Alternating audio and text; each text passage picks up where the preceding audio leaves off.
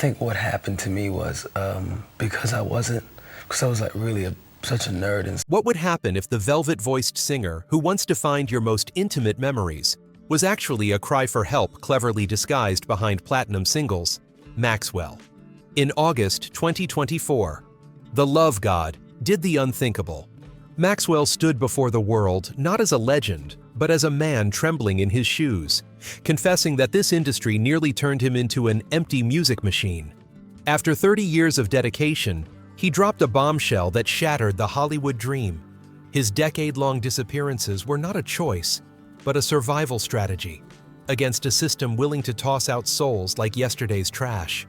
Could the beige history scandal or his sudden laryngeal hemorrhage just be the surface of a deeper collapse? Stay tuned, the following revelations will shock you. The boy behind the window. To truly understand the enigmatic person that is Maxwell, we must take our eyes off the dazzling stage lights and turn back the clock to the dusty streets of East New York in the 70s. His story didn't start with fame or applause. It began with a tragic event that haunted a child for life. When Gerald Maxwell Rivera was only 3 years old, his entire world collapsed in an instant. His father died in a tragic plane crash around 1976. That loss left a permanent scar on his soul. It transformed a happy, innocent toddler into a ghost within his own home. His mother, a devout Haitian woman, was consumed by pain and extreme fear. She feared losing her only son to the dangerous streets of Brooklyn so much that she made a choice full of both love and terror. She decided to lock all doors, keeping him from the outside world. For most of his childhood, Maxwell wasn't allowed to play outside like other children. He became a prisoner in his mother's overprotective care. He spent entire days staring out the window, watching life pass him by. This isolation forced him to withdraw within. He found solace in the Bible and the strict Baptist upbringing from his family. He was a lonely boy in a silent room. The silence in that apartment was sometimes deafening, but it was also where his imagination took flight. While his body was physically confined, his mind wandered into a world of melodies and emotions no one else could hear. Then came the turning point that saved him from madness. At 17, a friend gave him a cheap Casio keyboard. That piece of plastic became his lifeline.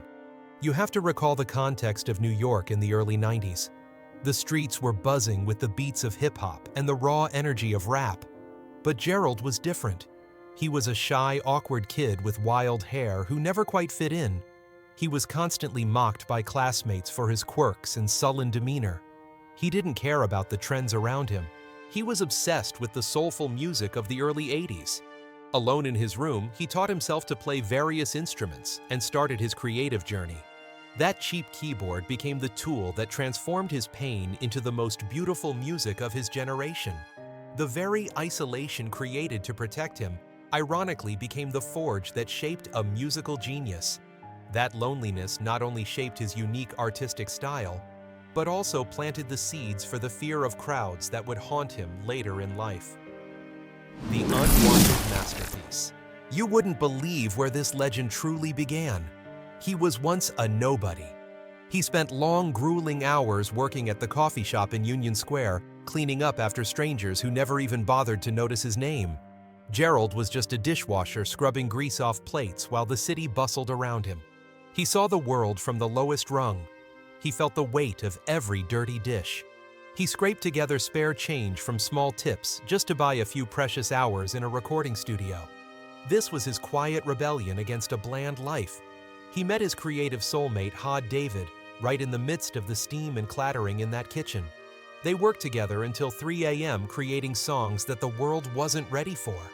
They were powered by nothing but cheap coffee and a dream that felt nearly impossible under the harsh light of reality. The industry finally took notice of him in 1994. He signed a contract with Columbia Records and felt like he just won the lottery. He poured his soul into his debut album. He created a masterpiece called Urban Hang Suite and handed it to the executives with all the pride he could muster. Then the terrifying silence began to creep in. The suit-wearing men in the boardroom looked at his work with cold, skeptical eyes. They were confused by the smooth, slow rhythms he brought. They decided to lock his music away in a dark basement for an entire year. The experts claimed his sound was too refined to play on the radio. They said it lacked the commercial appeal of current music trends. It was a painful betrayal from a system that only cared about fast money and easy hits. But Maxwell refused to back down under the pressure. He stood firm when the record label demanded a shiny star to grace the album cover. They wanted to sell his good looks to the masses, like a display item. He fought a lonely battle to keep his identity hidden. He insisted on using the image of a gold stiletto as the main cover art. He wanted the world to love the vibrations of his voice instead of his flashy appearance. He chose art over self-image.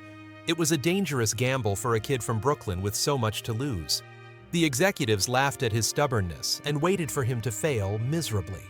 But then the miracle happened in April 1996. The label finally released the album with almost no expectations of success. They were terribly wrong. The music spread like wildfire through the streets of America. It stayed on the charts for an astonishing 78 weeks. It became the sacred Bible for a new generation of soul music lovers. Maxwell didn't just sell records. He saved a genre of music from becoming a hollow, soulless shell. He proved that the industry was blind to the power of a true artist. His victory was a slap in the face to every executive who had tried to bury his light. He stepped out of the shadows of the kitchen to become the king of a new musical era. Maxwell showed the world that sometimes what gets discarded is the most priceless thing. The silent lovers and the rumors. Maxwell has always been like a ghost in a world full of celebrity rumors. While other stars often flaunt their relationships on the red carpet for likes and sensational headlines, he chose the path of absolute silence. His lips are always sealed, but his dating history has been written by the hearts of the most beautiful women in the world. This mystery is his deadliest weapon. It makes every whisper surrounding him carry the weight of a blockbuster. For decades, fans have longed to know who stands behind the velvet curtain in his private life. He doesn't just date, he creates legends. People still gossip about the persistent rumors between him and music icon Sade. Two titans of soul music, two masters of secrecy, allegedly shared a life away from the spotlight. Although there's not a single photo of them together, the mere idea of them being together created shockwaves throughout the music industry. Then there's Elizabeth Rome, the star of Law & Order, one of the few confirmed relationships in 2003. A fiery love that disappeared as quickly as it started. He brushed through the high circles of the fashion world associated with Camila Alves before she became Matthew McConaughey's woman. Maxwell is the kind of man who has it all but says nothing. He's the silent lover every woman desires to possess, and every man wants to emulate. The tension was finally broken in a way no one could have predicted through a small screen on Instagram. For years, the world had watched him and the beautiful host, Julissa Bermudez. They were spotted on sunny beaches hand in hand as they entered the BET Award ceremony. Julissa tried to remain composed, calling him just a friend, and blaming the media for fabricating stories. But Maxwell, the master of subtle moves, decided to let the truth reveal itself artistically. He posted a picture of the two of them with a caption that silenced all doubt. He spoke about their mothers coming from Haiti and the Dominican Republic, two countries with a history of deep tension and conflict. He wrote that they should have hated each other, but love always conquers. It was an ultimate confirmation without the need for the word girlfriend. It was poetic, political, and deeply personal. However true to his nature, just as he allowed us into his world, he immediately slammed the door shut again. He returned to the shadows of privacy, leaving us with millions of questions and no satisfactory answers. This is why the world is always obsessed with him. He is the last real mystery in a world where everyone is exposing too much. Maxwell's silence isn't a cheap publicity stunt. It's a shield protecting the soul of a true artist. He understands that the public's curiosity is the fuel that keeps his fame burning without him having to try too hard. When you can't know who a man is loving you, begin to imagine the most romantic scenarios. And in those scenarios, Maxwell is always the perfect lead. Men look at him with admiration, tinged with envy, because he possesses the confident demeanor of someone who doesn't need to prove anything to anyone. He doesn't need to post pictures showing off romantic dinners or expensive gifts to prove his worth. His presence beside the world's top beauties speaks for itself. Women desire him not only for his looks or his voice, but for the feeling of being the only one who truly understands what lies behind those sorrowful eyes and that mysterious smile. In the age of social media, where privacy is a luxury, Maxwell has turned his silence into the most valuable currency. He teaches us a lesson that sometimes the things we don't say are the most powerful. His love is like his music's slow deep and always leaving a lingering aftertaste that makes you crave hearing it again. And so Maxwell continues walking through his world, leaving behind whispers and curious eyes that will never be satisfied. The war with the faithful. The golden image of the perfect gentleman began to crack when those who had elevated him to the throne felt abandoned. For years, Maxwell had been the darling of the Black community, the soulful voice that spoke the deepest emotions of their hearts. But a dark tension began to simmer just beneath his Instagram posts. Fans noticed a pattern they couldn't ignore. Every time he revealed a little about his personal life, the women by his side all looked the same: tall, slim, and often of European descent, or not Black. Critics began to whisper, and then they started shouting.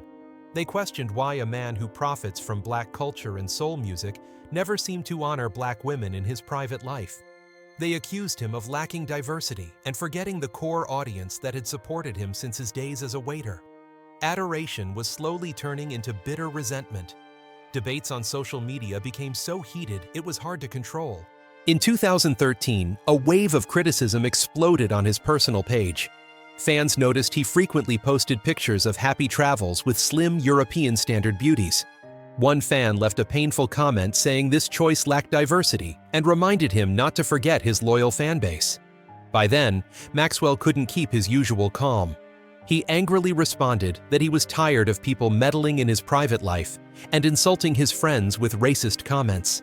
He claimed that people didn't know anything, yet kept judging, and bluntly declared that worship was for God, not for him, so everyone should shut up. The fire of conflict truly erupted in 2017 during Black History Month, a time meant for pride and reflection. Maxwell posted a tweet that became the biggest bombshell of his career, but in an entirely negative way. He suggested that Black History Month should be for everyone regardless of who they are. He used the hashtag Black, Blue, Red, White, Beige History and stated that inclusivity was beneficial because not everyone had the typical Black appearance.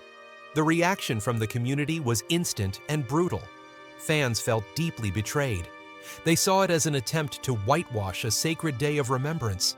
But instead of calming the situation, Maxwell chose to confront it head-on. He was allegedly texting a critic privately with a nasty message, "Go check the stats, you bitch." This act revealed a level of arrogance no one expected from the artist of Ascension. Within a month, the beloved king of neo-soul had become an outcast in his own kingdom. He was no longer just fighting against the music industry system. He was truly in a battle with his own followers. The image of the gentleman he had carefully built over 20 years was completely shattered in the public's eyes. Maxwell suddenly appeared as an arrogant man willing to turn his back on the very community that had supported and protected him through the storms of Hollywood. This rift would not be easily healed, for it touched the deepest pain about identity and recognition. If we analyze the psychology behind these actions, perhaps the truth is not that Maxwell hated his fans. Instead, he hated the feeling of being owned and being forced to live by the mold the crowd expected. After years of being locked inside by his mother and pushed into commercial directions by the record label, Maxwell craved absolute freedom in his personal choices. But in the world of celebrities, freedom often comes at too high a price. By telling his fans to shut up, he was severing the sacred connection with his audience. He wanted to prove that he didn't owe anyone anything, not even an explanation for those who bought his records. This is the tragedy of understanding where an artist, in protecting his ego, unwittingly becomes the enemy in the eyes of those who love him most. The physical collapse. This world can truly be a brutal place. When you're a star who suddenly stops shining, even for just a moment. While the public was busy tearing Maxwell apart over controversial tweets and judging his personal choices, a much darker tragedy was quietly unfolding behind closed doors. The music industry and fans at the time thought he was suffering from star disease or simply being lazy. They whispered that he was hiding out in luxury, enjoying his millions, while his career slowly faded into obscurity. But the truth was far from a vacation. In 2012, the man with the velvet voice faced a nightmare no singer ever wants to experience. Maxwell was diagnosed with a laryngeal hemorrhage. His most valuable instrument, the soul that formed his identity, was actually bleeding. He was forced to cancel his highly anticipated tour and disappear into a world of sterile hospital rooms and terrifying silence. He didn't show signs of hardship or arrogance. He was truly fighting for his survival as an artist. During those years of complete silence, the rumors began to grow toxic. Because he didn't speak up, the media spoke for him. They claimed he had lost his voice due to drug abuse and a wild party lifestyle. They painted a portrait of a fallen king who traded his natural talent for strong drinks. But the reality was a lonely battle for survival. He had to undergo throat surgery and spent months unable to utter a word, let alone sing a note. Every morning when he woke up, it was a test of faith. He lived in paralyzing fear that he would never be able to hit those heavenly high notes again. This 8-year hiatus wasn't a rest. It was a desperate effort to reconstruct a broken man. He had to relearn how to breathe, how to find his voice again, in a world that had already concluded he was finished. That silence wasn't escape. It was healing through pain, preparing for a resurrection no one could predict. The bombshell revelation. The moment of truth finally arrived in a place no one could have expected. It wasn't on a grand athletic stage with fireworks, but in a cramped office space behind a small desk. In August 2024, Maxwell stood before microphones and allowed the mask of an untouchable icon to be removed for the first time. He looked straight into the audience's eyes and admitted something that shook the entire music industry. He confessed that he had spent sleepless nights paralyzed by a familiar anxiety that had never truly left him. He trembled in his shoes, fearing being seen as anything less than perfect. For a man who had dominated the 90s with iron control over his mysterious image, this was the most shocking revelation. He wasn't a god, he was a man scared of his own shadow. This revelation wasn't about past scandals or the health of his voice. It was about his firm refusal to become a slave to the Hollywood system. Maxwell looked at the world and declared that he'd rather be forgotten than turned into a music machine. He realized the industry only wanted him to churn out hits until he was completely hollow. They didn't care about his soul. They only cared about the numbers on a cold spreadsheet. By choosing to disappear for years, he protected the only thing left, his integrity. He told the crowd that in that small, intimate space, real music can't lie. Finally, he embraced his aging voice and trembling hands because they were the truth. He chose the chaotic truth over the polished lies. It was an act of defiance against a world that demands constant noise. This was truly a slap in the face to the cold Hollywood system, which had always viewed artists as disposable products. Maxwell proved that real success wasn't about continuously releasing music to maintain chart success. It was about keeping his soul untouched by commercial calculations. His trembling performance at Tiny Desk wasn't a sign of weakness, but proof of a man who dared to live authentically after decades of hiding behind a perfect facade. He accepted the truth that he was no longer the charming 90s heartthrob, but in exchange, he gained a freedom no amount of money could buy. He taught the world a profound lesson, that sometimes stopping and disappearing is the only way an artist can truly find themselves amidst the whirlwinds of fame and pressure. The legacy of a phantom. The velvet curtain is finally closing on the long, winding path full of ups and downs and contradictions of Gerald Maxwell Rivera. We've journeyed from that quiet, lonely room in Brooklyn, where an orphaned child silently observed the world through a window, to the grandest stages of the world, where he became a true king. His journey was never a straight line to glorious fame. It was a rugged road, filled with the pain of isolation, the betrayal of a cold industry, and the heavy weight of public expectations.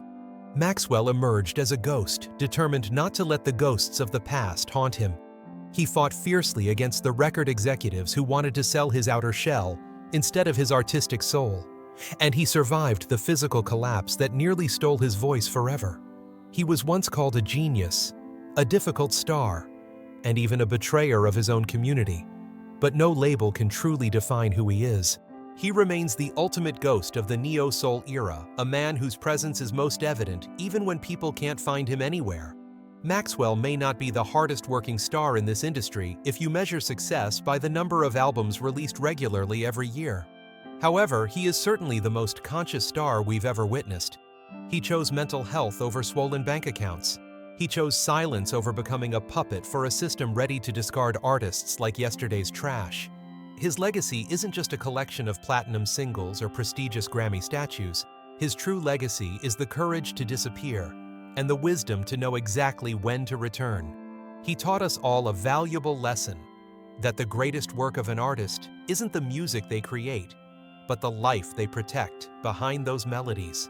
When we look at the Maxwell of today, with his graying hair and still trembling hands, but more sincere than ever, we are forced to ask ourselves a difficult question.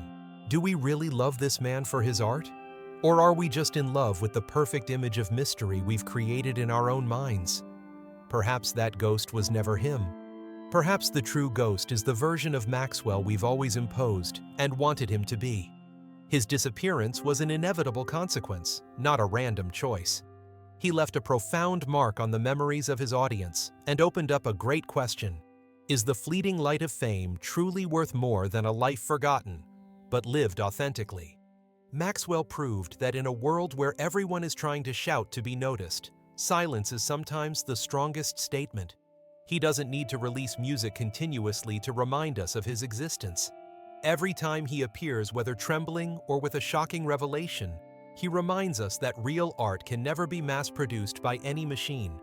His story is a costly reminder of the price of fame and the value of personal freedom.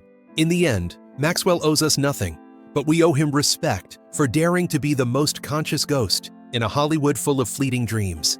Today's content may reference public figures, businesses, or social events. However, all mentions are intended for exploratory purposes only and are not meant as accusations or judgments. Stories like this, they leave a mark. If you want to keep digging into the truth and honor the legends, make sure you hit that subscribe button. You are now locked in with the Black Vault. What's your take on this? Let me know in the comments.